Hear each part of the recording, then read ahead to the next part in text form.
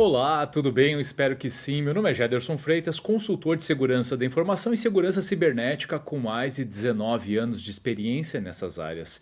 E hoje, dia 1º de julho, lá se foi metade do ano, eu selecionei os seguintes destaques para notícias do mundo de segurança da informação. 6 gargalos entre FinOps e Compliance, como superá-los?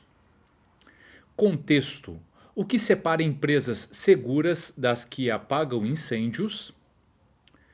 E você tem um guia estratégico para o gerenciamento contínuo da exposição a ameaças.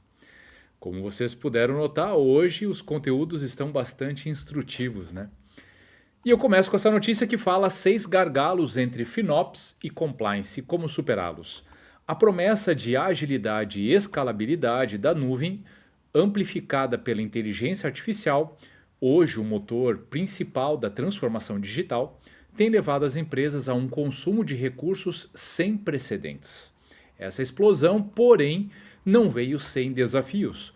O uso eficiente da AI e das soluções em nuvem exigem uma gestão financeira e regulatória que muitas vezes não acompanha o ritmo do investimento. O mercado global de FinOps em nuvem, que a consultoria global Market Estimates projeta crescer de 832 milhões de dólares em 2023 para 2,75 bilhões de dólares até 2028, é um reflexo dessa urgência. Para que essa expansão seja sustentável e não se transforme em custos descontrolados ou riscos de conformidade, é imperativo que gestores tratem o compliance como um padrão técnico intrínseco à arquitetura da nuvem. Requisitos regulatórios e de segurança precisam ser inseridos desde as fases iniciais do design de infraestrutura, assegurando que a inovação caminhe lado a lado com a governança. Ignorar essa integração pode levar a multas regulatórias, exposição a fraudes e, fundamentalmente, a uma falha na entrega de valor prometido pela IA e pela nuvem.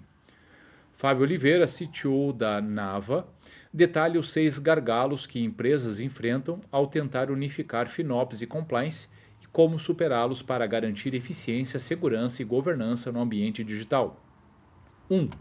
Tagueamento incompleto ou inconsistente gera um efeito dominó nos custos e na auditoria.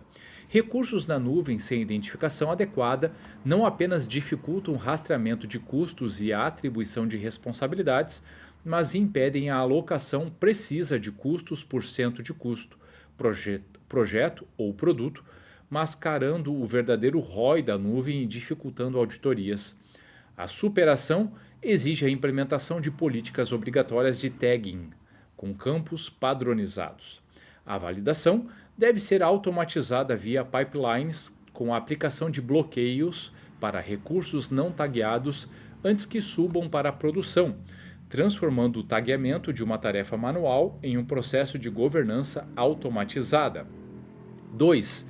Shadow IT é uma ameaça invisível à conformidade e à segurança. O que não é visível não é gerenciável, ressalta Oliveira. O uso não autorizado de serviços em nuvem, Shadow IT, representa um risco enorme de não conformidade regulatória e exposição de vazamentos de dados, especialmente em setores altamente regulados como o financeiro. A solução passa por estabelecer visibilidade unificada dos ambientes multi-cloud com rastreabilidade detalhada por time, projeto e finalidade, permitindo identificar e gerenciar proativamente esses recursos não sancionados. 3. A automação sem contexto regulatório reflete o risco de eficiência mal direcionada. Scripts e workflows automáticos aplicados sem considerar se o workload é regulado pode gerar violações sérias. Um script desavisado, por exemplo, pode inadvertidamente mover dados para uma região não conforme, apagar logs obrigatórios para auditorias ou até mesmo expor informações sensíveis. Workloads sujeitos a normas específicas devem, impreterivelmente, seguir fluxos revisados e aprovados por áreas de risco e compliance, garantindo que a agilidade da automação esteja a serviço da conformidade. 4. Dificuldade em segmentar workloads por criticidade. Ambientes com workloads misturados dificultam o controle de dados sensíveis, a aplicação de políticas de segurança granulares e a mensuração de custos específicos para aplicações críticas ou reguladas. Essa falta de segregação pode levar a um superdimensionamento de recursos e a custos desnecessários em um ambiente de nuvem. A solução é separar workloads críticos e regulados em contas, ambientes ou VPCs distintos, com políticas próprias de acesso, segurança e custos, permitindo um controle mais granular e eficiente. 5. Falta da visibilidade multi-cloud. Operações em múltiplas nuvens sem ferramentas integradas tornam o acompanhamento de compliance e custos fragmentado e ineficiente. A complexidade de ter auditorias em diversos provedores e a ausência de uma visão unificada comprometem severamente a governança de risco e a tomada de decisão estratégica. É recomendável adotar plataformas que ofereçam painéis unificados com visibilidade em tempo real de custos, compliance, segurança e uso por provedor, projeto e unidade de negócio, consolidando as informações para uma gestão integrada. E por fim, 6. Atenção aos conflitos entre agilidade e burocracia regulatória. Equipes de produto frequentemente enfrentam barreiras à inovação devido a processos manuais e lentos de auditoria e compliance que podem sufocar a agilidade necessária no desenvolvimento de produtos digitais. A criação de um comitê FinOps com representantes de engenharia, segurança e auditoria atua como uma ponte estratégica, reduzindo fricções e viabilizando as decisões mais ágeis, transformando a burocracia em guardrails ágeis que promovem a inovação segura. Galera, essa matéria está muito interessante. É óbvio que pode parecer num primeiro momento que ela se aplica a um contexto muito específico apenas ao mercado financeiro. Mas, dado toda a minha experiência aqui com diferentes empresas de diferentes indústrias, etc., essa complexidade de multi-cloud se aplica em muitos contextos. Claro que a carga de compliance não é igual para todos os mercados, então é importante entender essas dicas primeiro como diretrizes específicas e importantes para garantia de controle. Segundo, é importante separar o que é regulado do que não é regulado. Mas vamos lá. Para além das questões regulatórias, precisamos pensar em segurança. Então, grande parte dessas dicas que estão nessa matéria se aplicam a diferentes contextos. Como habitualmente faço, no primeiro comentário desse vídeo, eu coloco o link para as 3 matérias. Contexto. O que separa empresas seguras das que apagam incêndios? A cibersegurança é um dos pilares cruciais para a proteção de dados e sistemas, e hoje, no complexo cenário do segmento, a palavra-chave é contexto. A capacidade de entender a natureza das ameaças, avaliar os riscos com precisão e priorizar ações de mitigação é essencial para proteger os ativos mais importantes de uma empresa. O contexto define as bases para compreender a natureza das ameaças, o perfil de risco e as necessidades específicas de cada organização. Sem ele, milhares de vulnerabilidades, patches ou atualizações simultâneas tornam-se uma prioridade, comprometendo a capacidade das equipes de segurança de atuar de maneira proativa e eficaz. Além disso, é o contexto que permite identificar ativos críticos para o negócio, compreender as ameaças mais prováveis de exploração e tomar decisões fundamentadas que mitiguem riscos reais em vez de potenciais. Gerenciar cibersegurança sem contexto é como tentar apagar incêndios sem saber onde está pegando fogo de verdade. Você tem um extintor, mas recebe dezenas de alarmes ao mesmo tempo. Muitos são falsos, outros são pequenos, curtos e um está queimando a sala do servidor. Sem contexto, você pode desperdiçar esforços onde não precisa, enquanto o problema real se agrava. Uma abordagem eficiente começa com a implantação em um setor específico, escalando progressivamente para a empresa como um todo. A visibilidade proporcionada por ferramentas bem configuradas é a chave para esse processo. Identificar quais ameaças demandam uma resposta imediata em 15 segundos e quais podem ser gerenciadas num prazo maior 15 dias é essencial para manter os sistemas protegidos sem sobrecarregar as equipes. Um contexto acionável não apenas apresenta os riscos existentes, mas também prioriza aqueles que representam maior urgência. Por exemplo, das diversas vulnerabilidades identificadas, quais devem ser tratadas com maior celeridade. De acordo com o relatório da Tenable, The Critical Few, How to Expose and Close the Threats That Matter, que identificou os principais pontos de exposição dentro das organizações, apenas 3% das vulnerabilidades representam um risco significativo à segurança cibernética. Isso mostra claramente que não devemos sair corrigindo tudo o que vemos pela frente sem entender o risco. E a matéria segue, ela está bastante interessante. Como eu disse na matéria anterior, compartilho no primeiro comentário do vídeo o link para as 3 matérias. Esse é o real ponto e talvez um dos maiores desafios.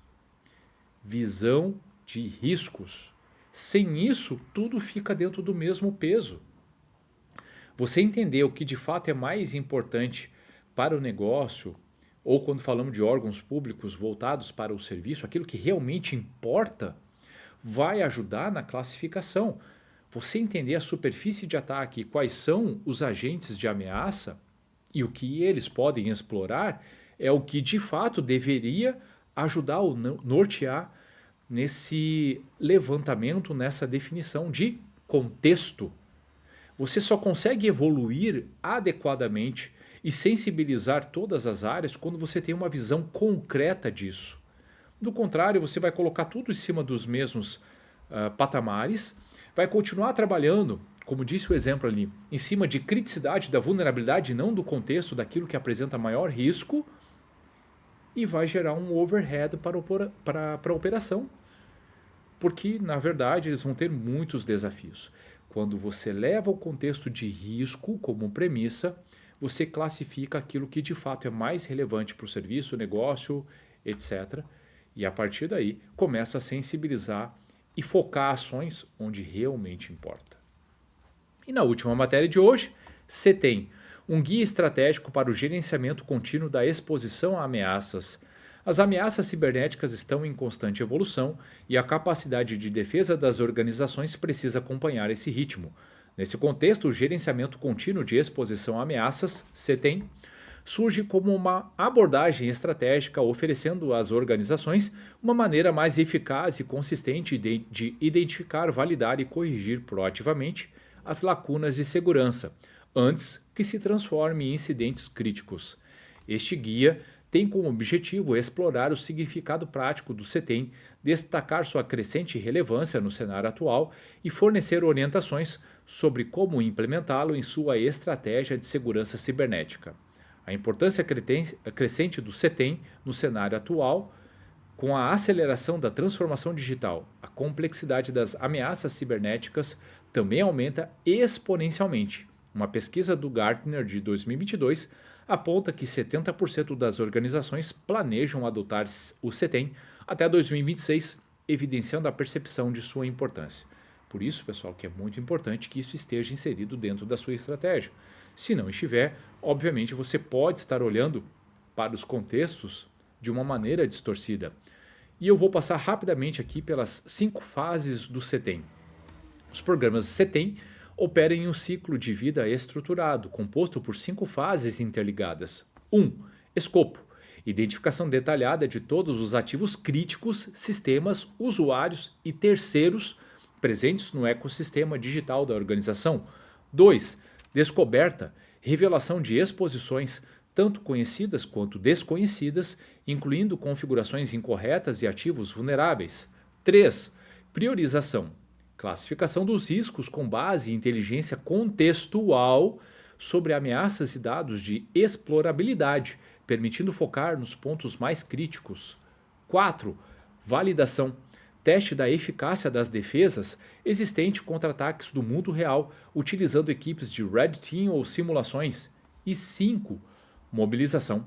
Coordenação entre as equipes para remediar as exposições identificadas e fortalecer as defesas da organização.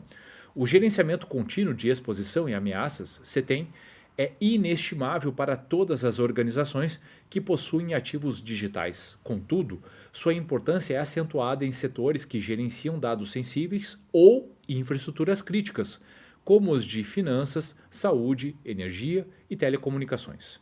É possível implementar o CETEM de forma faseada, independente do nível de maturidade do programa de segurança existente, o que proporciona uma transição progressiva para uma estratégia de segurança mais vigorosa e proativa. Galera, óbvio que aqui existe um contexto, eu analisei essas matérias que estão complementares, elas vêm exatamente nessa curva de começar a falar de compliance, de gargalos, mercado financeiro, mas tratando de complexidade multi-cloud. Falando de contexto para entender o que de fato é importante e pensando numa estratégia de CETEM que leve em consideração o gerenciamento contínuo de exposição a ameaças. Então essas 3 matérias elas estão muito interessantes. Eu compartilho com vocês o link das 3 matérias e eu sugiro fortemente, se essas matérias fizeram sentido, analise-as criticamente, tome um tempo para ler, reler, porque isso pode ajudar na confecção da estratégia e elevar o nível de maturidade de segurança consequentemente. O que eu tinha separado para hoje era isso, espero sinceramente que vocês tenham gostado e se você gostou do conteúdo, se ele fez sentido para você, curta para que esse vídeo chegue para mais pessoas. Salve o conteúdo e compartilhe com seus colegas e amigos, porque dessa forma você estará trabalhando aspectos de conscientização e com maior conscientização, obviamente, maior cultura de segurança. Então vamos juntos por mais cultura de segurança da informação. Por hoje é isso, um ótimo dia, um abraço e até a próxima!